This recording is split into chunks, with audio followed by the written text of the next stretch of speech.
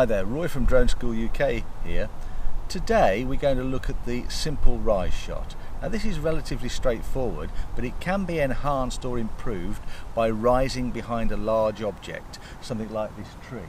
And as you rise, as you get to the top behind the object, you then reveal what is behind the object. So in this case we'll be revealing what is behind the tree, which is a large building. And the shot consists of the drone with a camera angle of about -10 or -15, so it's looking down slightly. If that's 0 camera angle, that's -90. We're at about -10 or -15.